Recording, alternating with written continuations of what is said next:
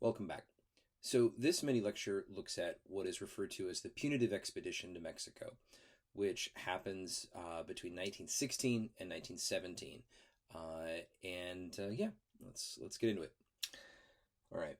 So, when President Wilson declares war, or asks for a declaration of war in early 1917, there had been at least some debate that the U.S. wasn't necessarily going to go to war against Germany, but in fact, the U.S. was going to go to war against the nation of Mexico.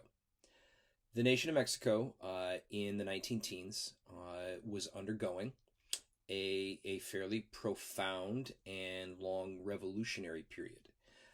It begins around 1910, and the legacies and after effects of the revolution are felt for many decades afterwards throughout aspects of Mexican society and life.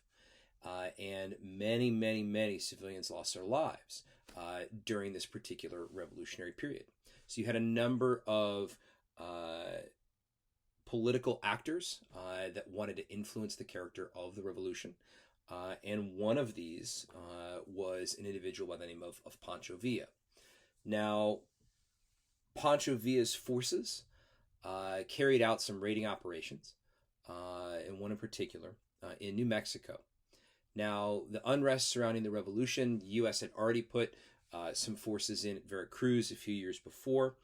So after these actions, the U.S. decides that they're going to attempt to capture Villa and any other individuals who would have been supportive of him militarily. And what ends up happening is a contingent of a few thousand U.S. forces will cross into Mexico in 1916. Now, they're led by by General John Pershing.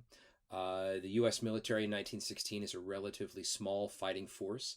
They're sort of like they're gonna have planes, but like they don't have headlights. Like it's a small force that will not be what the U.S. military is capable of in 1918. And diplomatically, the U.S. was attempting to convey to Mexico that they wanted Villa captured, that they wanted, that individual sort of, that addressed. But the other element was they wanted to try to make it clear that the U.S. goal was not necessarily to take over Mexico. However, Mexican forces, protested clearly, and the U.S. kind of announced that we were going to kind of only restrict our movements to certain areas. And so, of course, Pancho Villa and his forces, left those potential battle areas. And as a result, the U.S. was unsuccessful. So U.S. incursions and efforts are relatively limited in scope.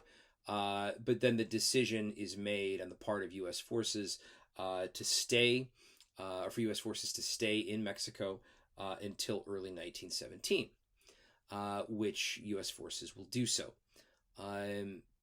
Eventually, you will have progressives who will travel to the U.S. military encampments in Mexico and will ultimately use their visits there to strongly influence the character of the organizing of the military a few months later, when the U.S. gets involved in World War I. There was an individual by the name of Raymond Fosdick. He's going to be the head of something called the Fosdick Commission or Committee, and the idea is that they're going to run something called the Commission on Training Camp Activities, or CTCA, and a lot of this is based off of experiences with U.S. forces in Mexico between 1916 and 1917. There was this feeling that that the U.S. military was not actively working to kind of cultivate camps as these spaces of morality and sort of that kind of thing.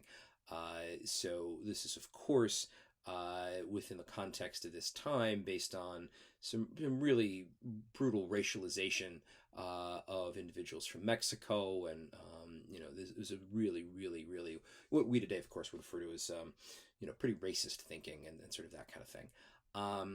So There's going to be some legacies then, certainly, some effects for the Punitive Expedition. The U.S. military does get some experience, even though, of course, they're unsuccessful.